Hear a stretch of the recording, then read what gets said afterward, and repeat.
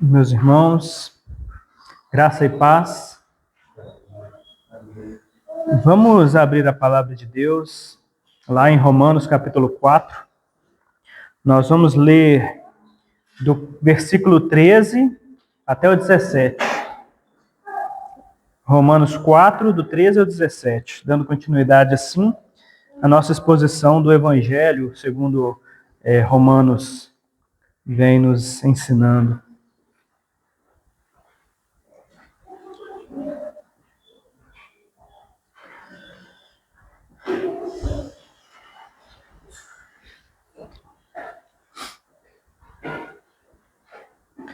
Romanos 4, versículo 13 a 17.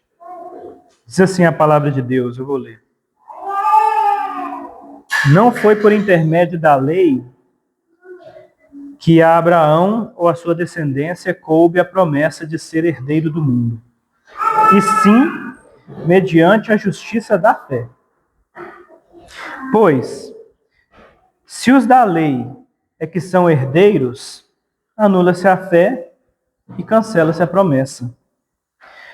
Porque a lei suscita a ira, mas onde não há lei, também não há transgressão.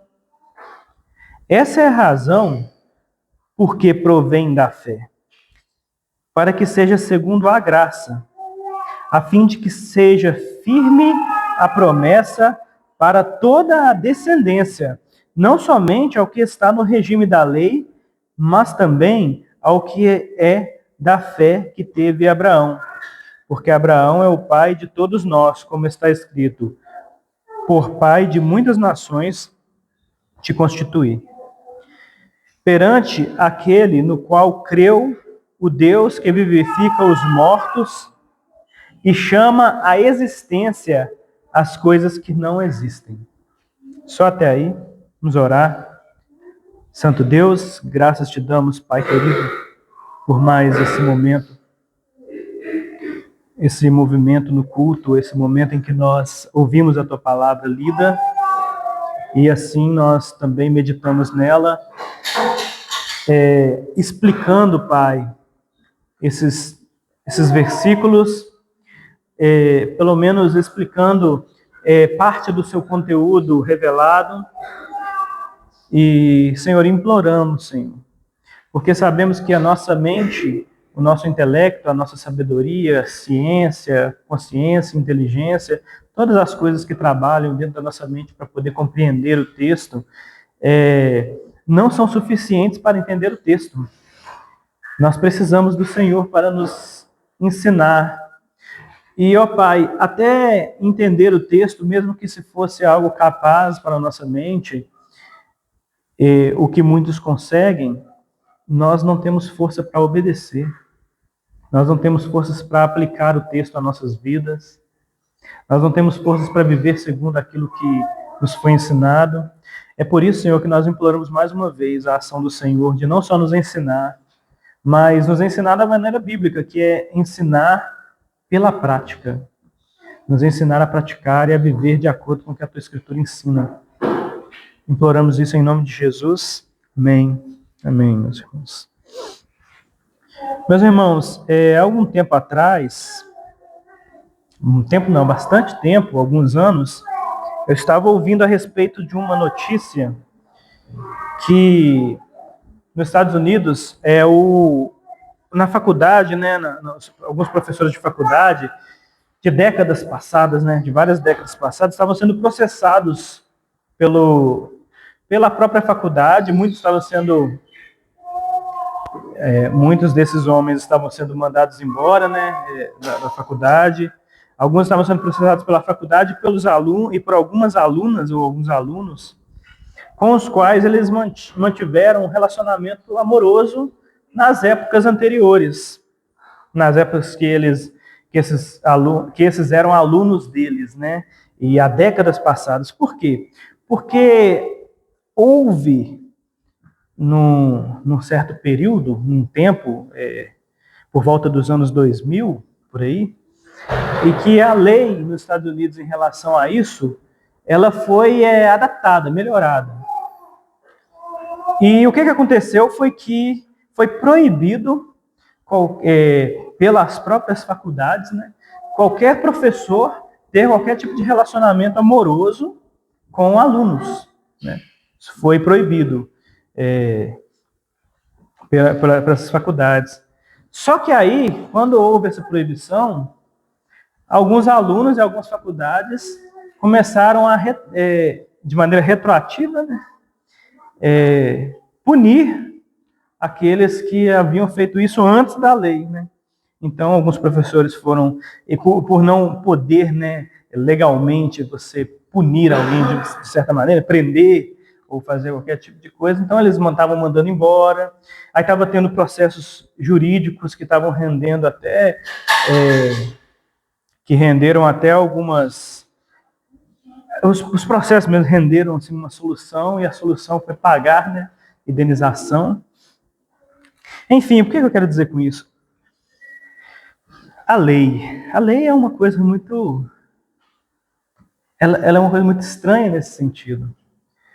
Algo que não era crime, não era errado há alguns anos, se torna errado, e pessoas que praticavam aquela ação agora estão sendo punidas pela nova aplicação da lei, num período em que ela não era praticada, né?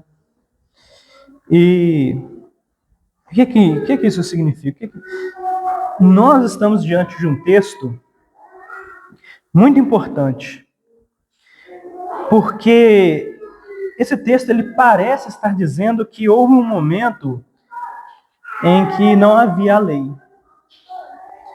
E por não haver a lei, as pessoas não estavam transgredindo a lei, ou elas não poderiam ser punidas por não transgredir a lei, mas não é isso. No final das contas, que esse texto quer dizer, nós vamos ter que trabalhar isso, porque senão nós vamos começar a trabalhar, né, somente o texto bíblico, de acordo com a lei humana que fez isso, né, nessas faculdades americanas.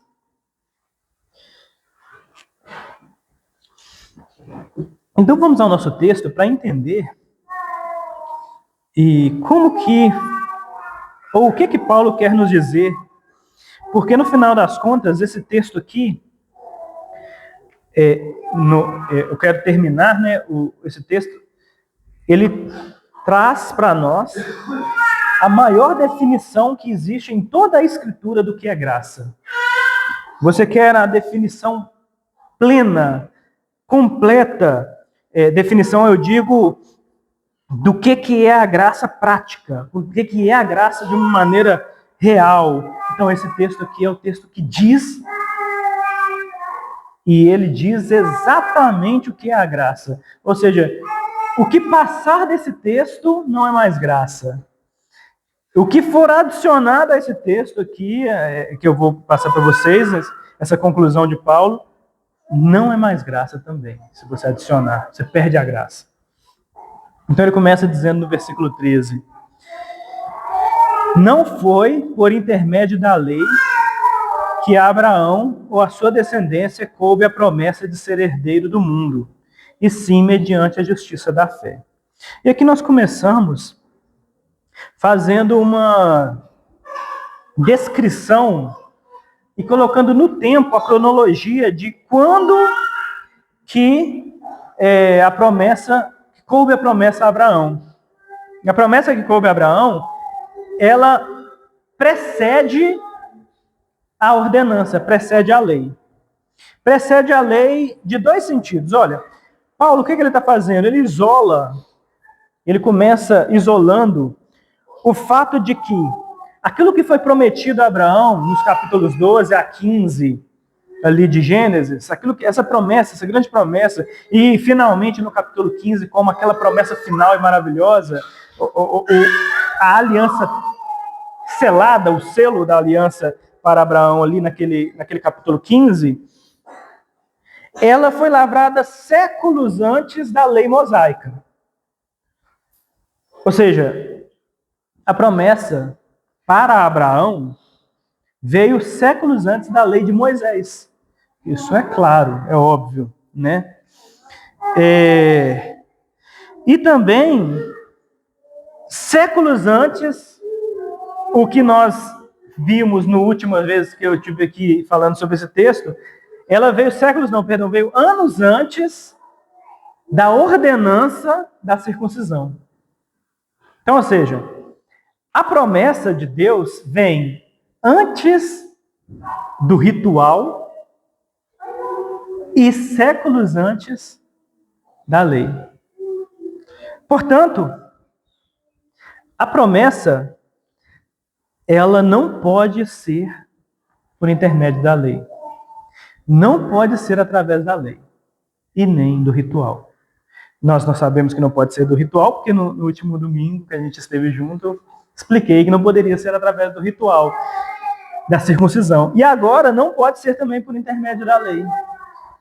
A lei não pode nem garantir e nem estabelecer a herança e a promessa. Por quê? Por causa da palavra herança. Herança. E essa é a palavra da graça.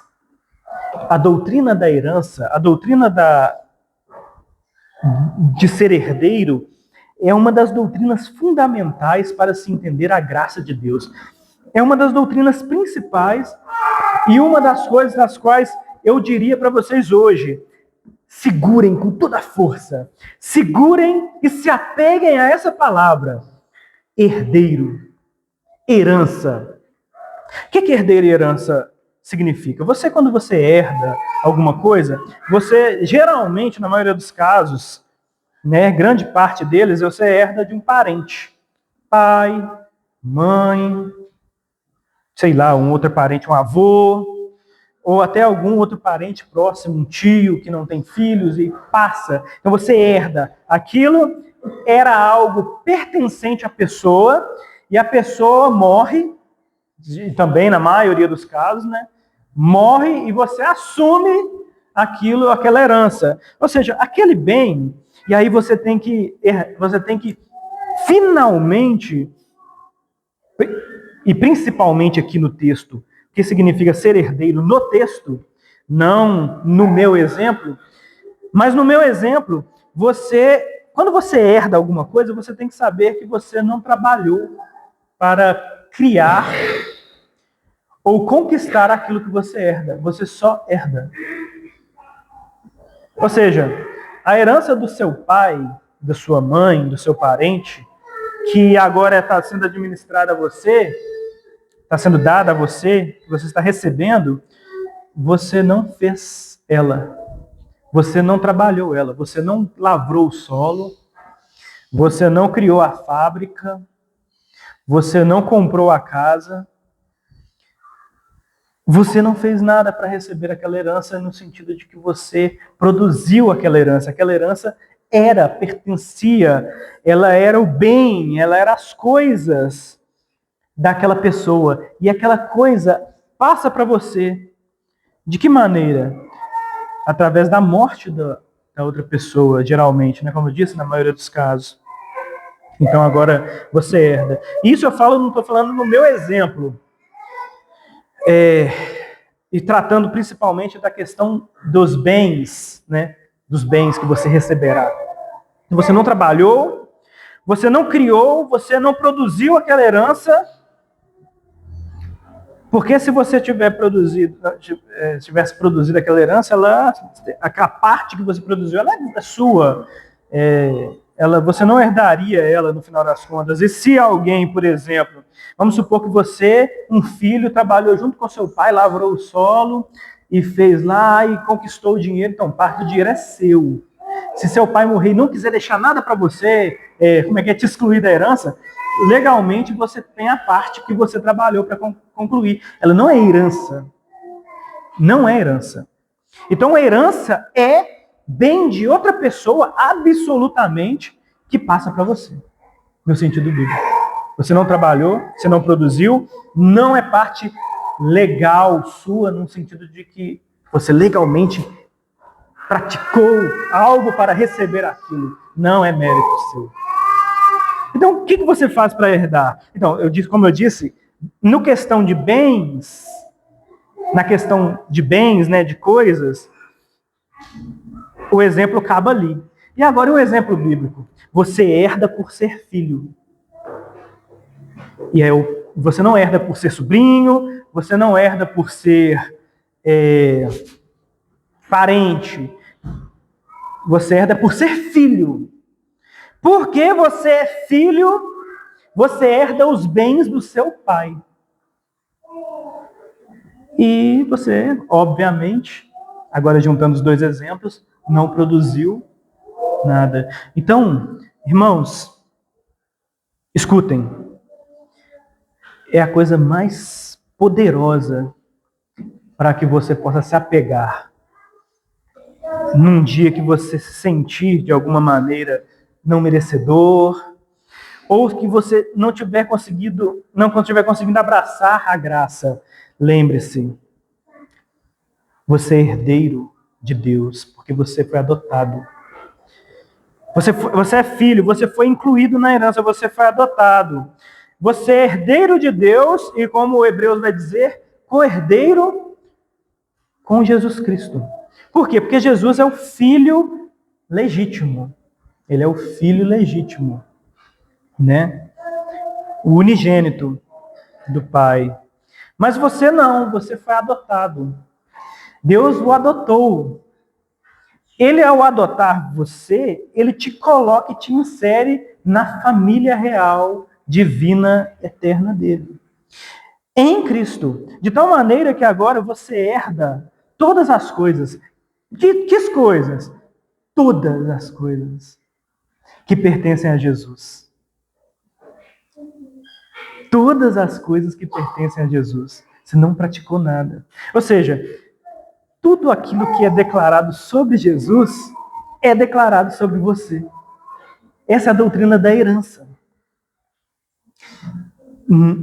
Ou seja, se Jesus, ele é o filho amado de Deus, você é o quê?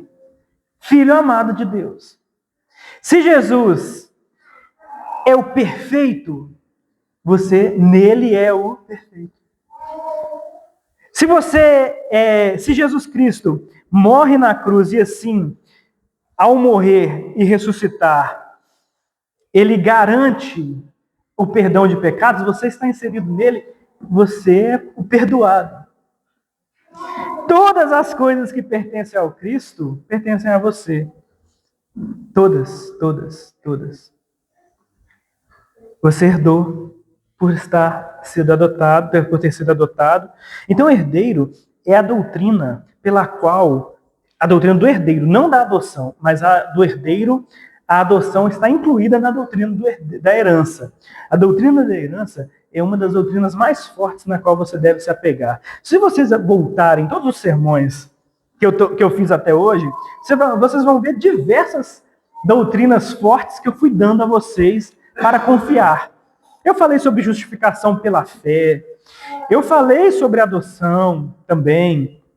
Eu falei sobre várias outras doutrinas que constituem uma gama de doutrinas na qual Deus está dizendo domingo após domingo, ou dia após dia, ou todas as vezes que você abre a Escritura, é impossível você perder. Você está recebendo benefícios após benefícios, ou seja, há alicerces fortes nas quais você pode confiar, né? Principalmente na questão da fé, da aposta final. Então o versículo 13 diz isso, não foi por intermédio da lei que Abraão, a descendência, coube a promessa de ser herdeiro do mundo, e sim mediante a justiça da fé. Ou seja, não foi a lei, não foi a circuncisão, não foi o rito e nem a lei, foi ser filho, ser adotado, porque a palavra é herança. Aí Paulo vai dizer o quê? No versículo 14 ele vai explicar isso, né?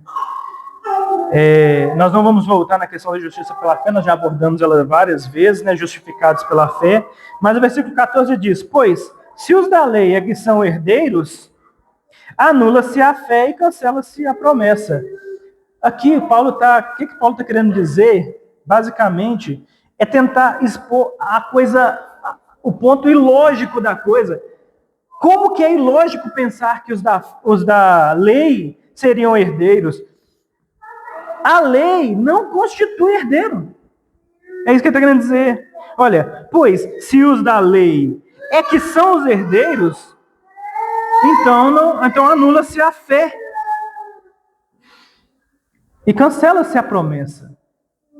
A promessa, ela não só é anulada, ela é cancelada. Então, há duas palavras aqui, vamos ver ela. Se o cumprimento da lei passa a ser o critério da seleção, então não é mais a adoção.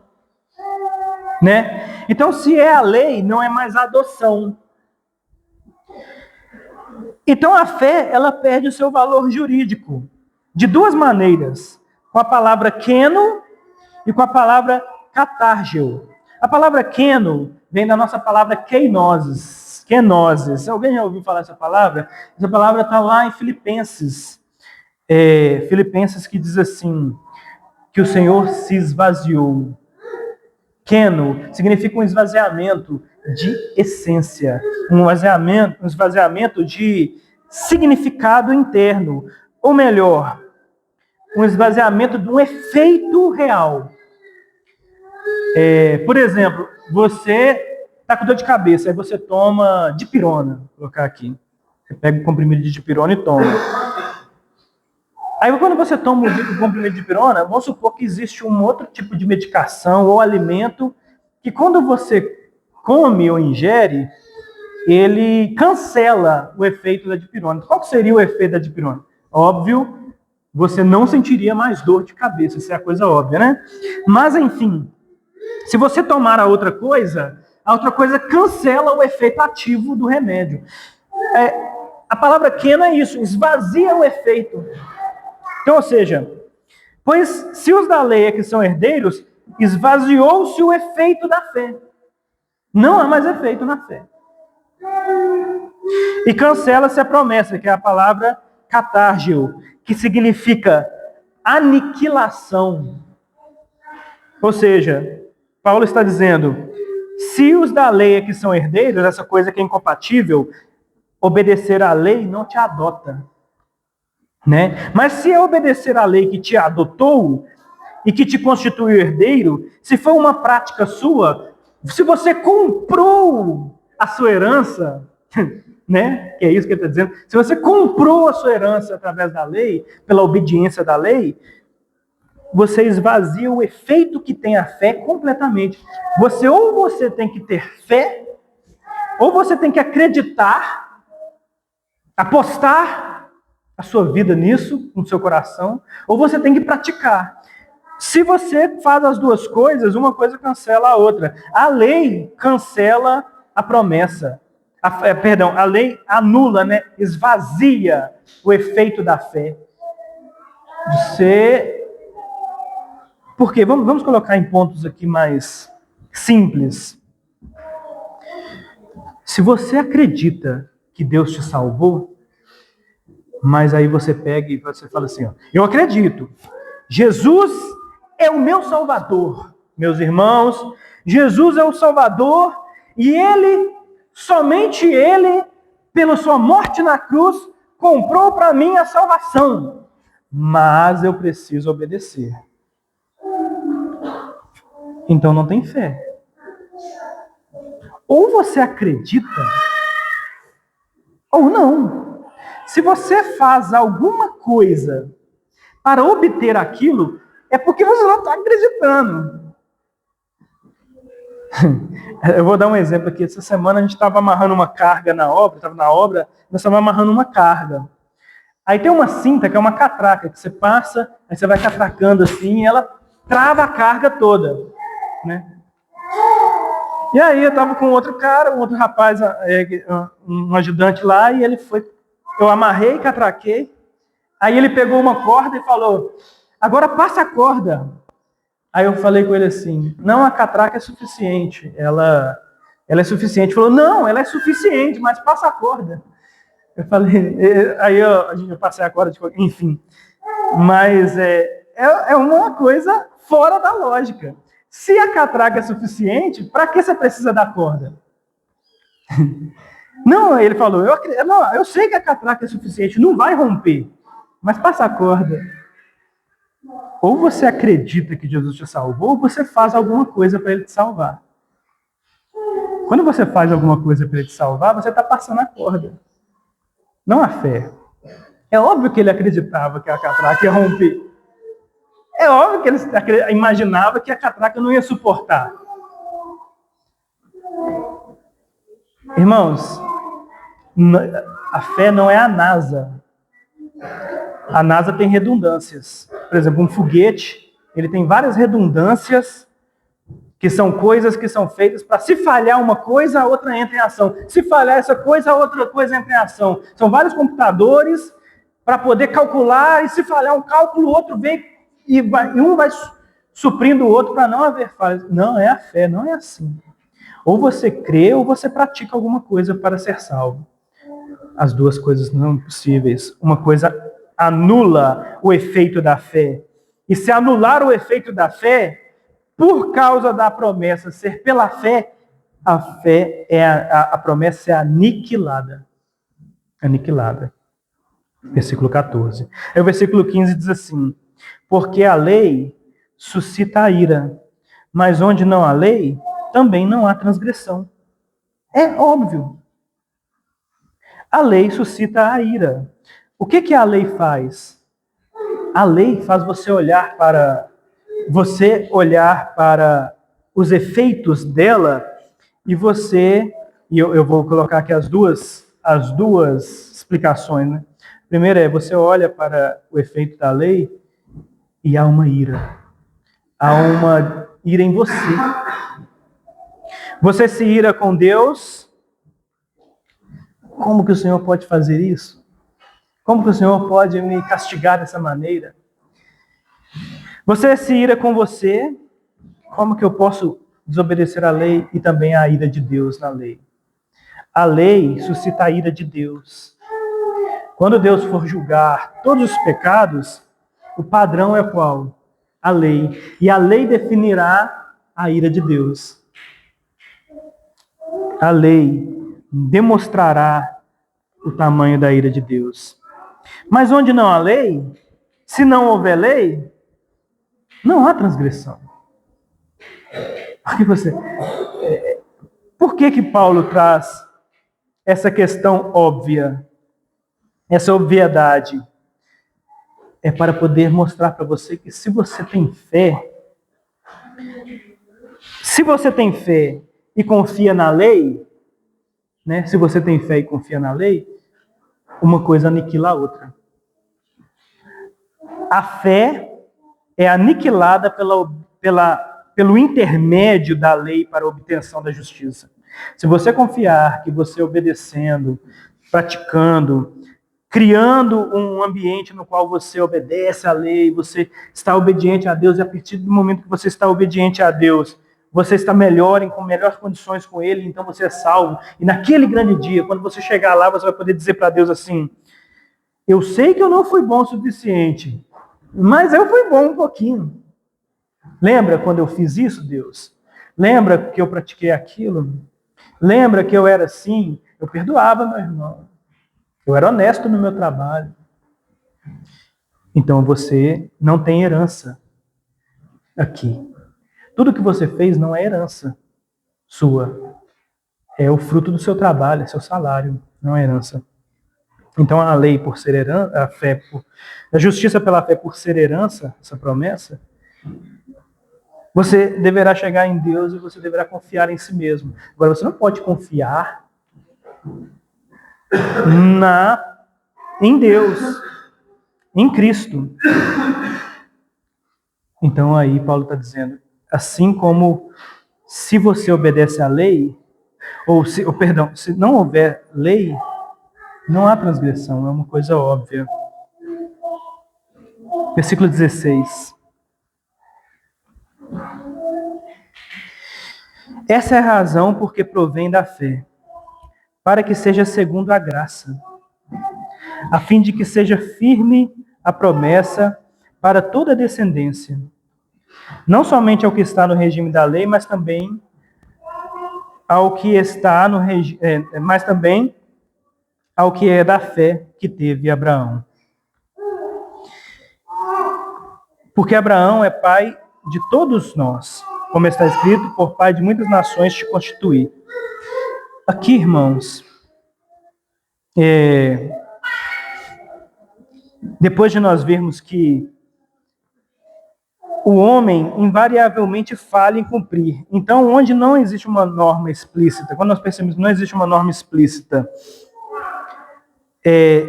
não pode ser imputado a transgressão como judicialmente, ou seja, não há culpa de transgressão se não houver a lei, né? Você também não pode ser salvo pela graça e ser filho de Deus se não houver lei. O que Paulo está dizendo? Essa é a razão porque provém da fé. Porque se não houver lei, no fim das contas, não haverá transgressão. Se não houver transgressão, como você seria perdoado? Como você seria alcançado? Como você seria levado a ser adotado da maneira que foi? Essa é a razão porque provém da fé, para que seja segundo a graça, a fim de que seja firme a promessa para toda a descendência. Deus quis que fosse através da graça. Qual que é o conceito absoluto de graça? Que é o que nós vamos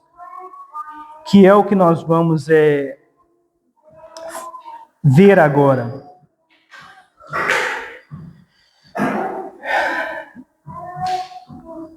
A razão pela qual você deve entender a graça, para entender a justificação pela fé, é que o que o povo de Israel acreditava é que eles eram filhos de Abraão. E eles disseram isso para Jesus: nós também somos filhos de Abraão. Ou seja, eles acreditavam que a descendência que vinha deles, ela vinha pelo fato deles, de fato, descenderem da linhagem sanguínea de Abraão. Então, Abraão, como nós sabemos, teve 2 filhos, Abraão. Ele teve mais filhos, mas nós pegamos esses 2 filhos, Ismael e Isaque. E Isaque teve 2 filhos, Jacó e Esaú. Jacó teve 12 filhos. E desses 12 filhos vieram o quê? As 12 tribos de Israel, incluindo José, que teve 2 filhos, e esses 2 filhos de José foram incluídos dentro da descendência de Jacó, E essa descendência, cada um dos israelitas confiava no seu sobrenome. Então, ou seja, ou ele era levita, ou ele era benjamita, ou ele era da tribo de Judá, não interessa, Ele acreditava que ele descendia consanguineamente de Abraão, certo? E por descender de Abraão, ele estava incluído na promessa.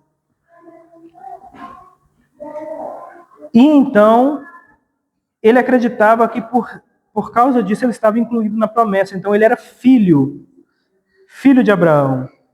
E ele acreditava que essa promessa vinha pelo fato deles obedecerem essa lei. Eles eram filhos de Deus, filhos de Abraão, perdão, e por serem filhos de Abraão, eles tinham a lei e obedeciam a lei, obedeciam Moisés, Só que aqui, o versículo 16 e o 17 vai nos dar a explicação disso tudo. Ele vai dizer assim: a razão por que provém da fé, essa é a razão por que provém da fé, para que seja segundo a graça, a fim de que seja firme a promessa, para que toda a descendência, não somente o que está no regime da lei, mas também ao da fé que teve Abraão. Paulo está dizendo assim: você vai ser adotado por Deus quando você tiver a mesma fé que Abraão. Então você entrará na família de Abraão pela fé que Abraão teve.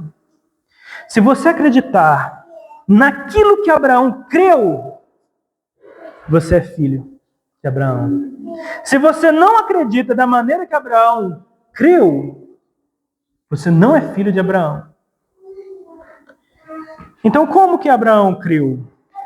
Nós já vimos. Ele creu sem ritual e sem lei. Sem o ritual e sem a lei. Ele creu na promessa. Ele creu naquilo que Deus disse para ele e na aliança que Deus fez com ele. A aliança de que ele seria salvo em Deus e Deus sofreria a pena, conforme nós vimos em Gênesis 15. Ele creu naquilo. Ele creu no que Deus falou. Desde o início da vida de Abraão, ele trabalha com a fé. Ele diz, Deus diz para ele, sai da tua terra, da tua parentela. Ele crê, ele sai. Deus diz para ele, vai para essa terra. Ele vai. Deus diz para ele, você terá um filho. E então, ele articula até maneiras de ter esse filho, né? Porque ele acreditava que a promessa viria do filho. Ele está crendo naquilo. Ele comete um pecado por não entender essa fé, por não entender a promessa de uma maneira completa. Isso não anula o pecado dele, mas ele tinha fé naquela promessa. Ele tinha fé que o herdeiro dele, né, herdaria também a promessa e sua família, aquilo que Deus prometeu que a família dele seria grande. Então, se você crer no que ele creu, você é adotado na família de Abraão. E a família de Abraão é a família de Deus. Porque Deus quis que fosse através da graça que vem pela fé. Crer. Crer no que Abraão creu. Porque Abraão é pai de todos nós. Como está escrito, por pai de muitas nações te constituí. Né?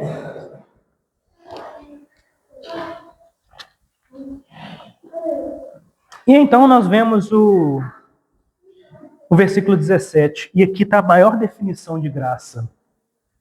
Como eu disse, você tem aqui agora nesse texto, e nós vamos encerrar aqui, concluindo, eu aplico aqui duas coisas para você. Primeiro, você tem, a aplicação já foi feita, creia que você é herdeiro.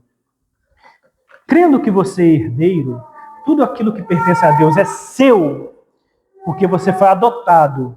Nós vamos chegar na doutrina da adoção de uma maneira melhor para explicá-la.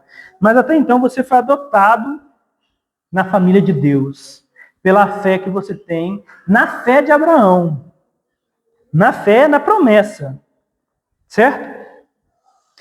E então você confia que você já tem tudo que você precisa para ser herdeiro. Como o Salmo 23 diz. O que o Salmo 23 diz? O Senhor é o meu pastor, nada me faltará. Eu tenho tudo. Se eu herdo o Senhor, eu tenho tudo. Nada me falta. Então, ser herdeiro é crer que nada te falta. Porque você tem a herança. Você tem o Deus. Então confie, se apegue a isso hoje, agora. Se apegue à herança que você tem por ser filho de Deus. Você é filho de Deus, você herdou todas as coisas que tem em Cristo. Nada te falta. Nada. Mas também, a outra coisa que eu quero chamar você a se apegar, a graça. E qual que é a definição de graça? Versículo 17. Perante,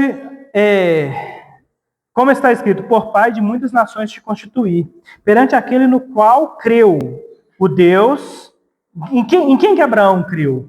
O Deus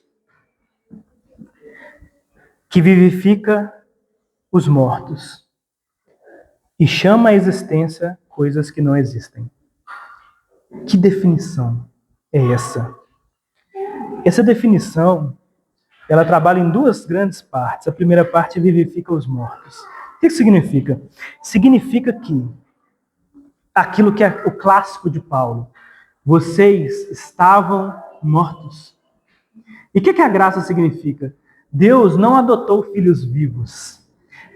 Uma vez, há muitos anos, eu queria eu não vou avançar muito nesse comentário, mas uma vez há muitos anos eu ouvi um sermão, e nesse sermão estava falando sobre adoção. E na adoção, um dos sermões que me explanou a doutrina da adoção muito bem, é que crianças, para serem adotadas, se você for adotar uma criança no orfanato, ou se a maioria das pessoas que vão adotar as crianças, você gera na criança, quando você vai adotar, um sentimento de aptidão. Ela precisa ser apta para ser adotada. Então, ou seja, você chega lá para adotar uma criança, o que acontece? Eles pegam as crianças e colocam elas enfileiradas assim, né? E todas elas querem demonstrar o quê? Adotabilidade. Essa palavra nem sei se existe, mas elas querem mostrar e se expor para que conquiste o coração daquele que vai adotar, do pai lá, do possível pai. Então ela quer mostrar habilidades, ela faz um desenho, a outra se arruma, põe a roupinha mais bonitinha. Por quê? Porque quando você chegar lá, eles ficam pensando, eu tenho que ser melhor do que os outros competidores. Não é assim, irmãos?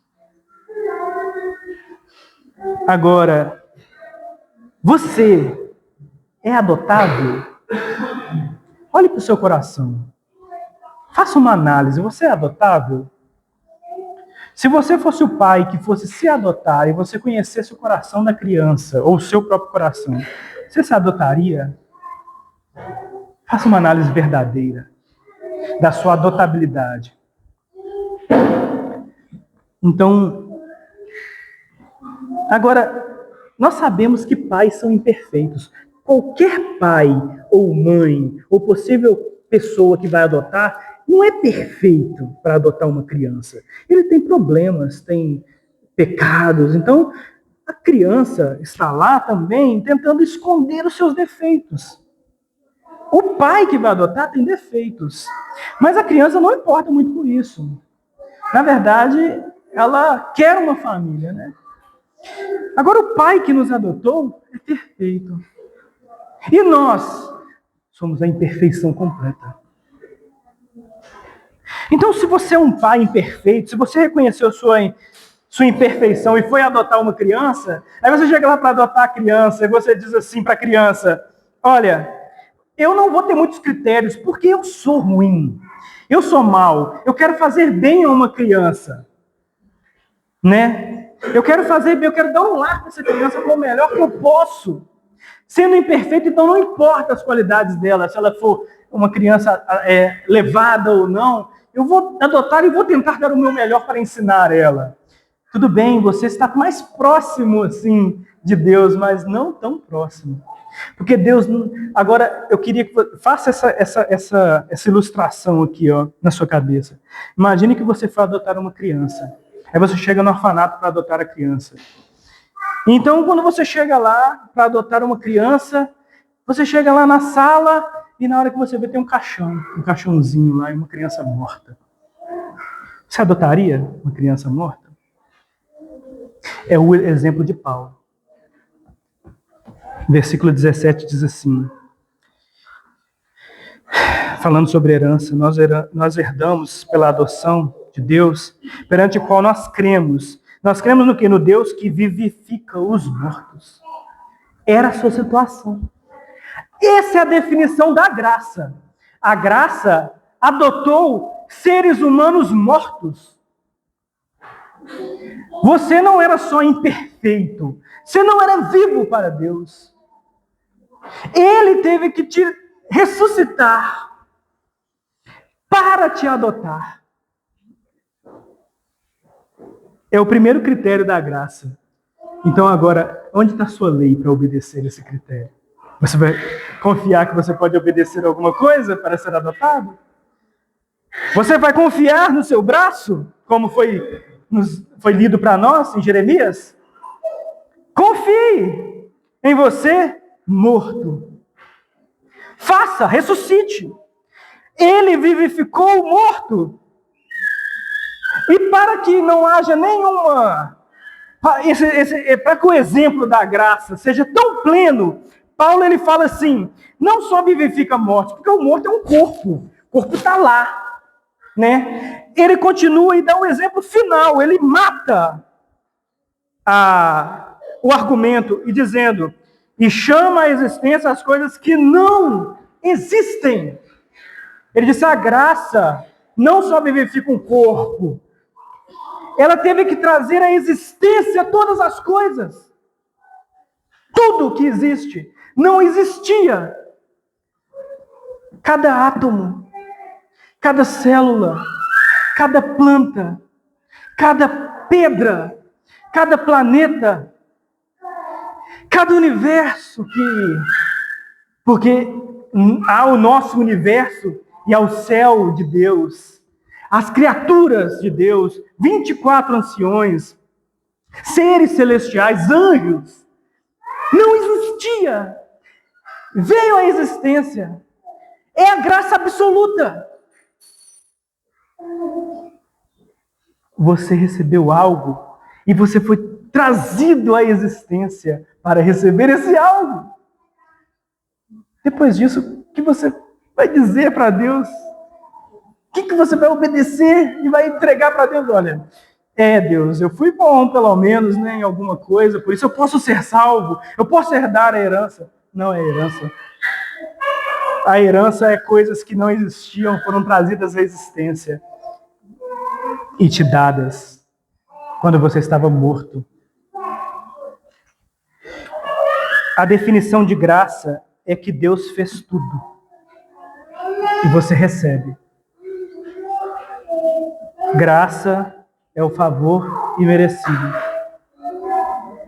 Então, irmãos, esse pequeno trecho do capítulo 4 cancela e destrói toda a ideia de legalismo, de obediência à lei para ser salvo. Ele cancela toda aquela santificação que provém do fato de você achar que você tem que se tornar aceitável. Eu tenho que melhorar para Deus me aceitar. Não. Para você ser aceito por Deus, você precisa primeiro ser trazido à existência do ex nihilo, do nada. E depois, ainda assim, você precisa receber aquilo que aconteceu com Adão. O que aconteceu com Adão? Adão foi trazido à existência do nada. Mas ele estava vivo quando ele foi trazido à existência? Não, Deus teve que vir e o ressuscitar. Trazer vida. Soprar no ar nos pulmões dele. Sopro de vida. Essa é a graça. Essa é a graça. Vamos ficar de pé para nós orarmos. Se você tem isso como promessa, se a sua promessa é que você vai herdar tudo o que Deus fez em Cristo, de graça, dessa maneira, se você se firmar nisso, você está firmando uma rocha indestrutível. Indestrutível. Confie nisso. Deus, nós somos gratos a Ti por mais esse momento em que podemos ver a Tua palavra, podemos contemplar ela e aprender de Ti e da majestade do Senhor para nós. Deus, nós imploramos essa graça. Imploramos ela, não que o Senhor, a aplicação dela em nós, porque a aplicação dela foi antes da fundação das coisas que existem. Antes mesmo das coisas existirem, o Senhor já, no seu decreto eterno, já salvou todos os que o Senhor escolheu salvar. O que nós imploramos é a percepção. Nós precisamos te ver, Pai, através do seu Filho. Nós precisamos contemplar o Senhor para percebermos a nossa pequenez. Perceber o quão pequenos somos. Perceber o quão grande é o amor do Senhor. Por isso, Senhor, nós precisamos da obra do Espírito Santo, que ilumina Cristo em nós. Ó Pai, faça isso em nós hoje, por amor do seu Filho, por graça eterna, sem nenhum favor, sem nenhum merecimento nosso, só favor. Então, por favor, eterno, nos mostre seu Filho em Cristo. Em nome de Jesus. Amém. Amém, meus irmãos.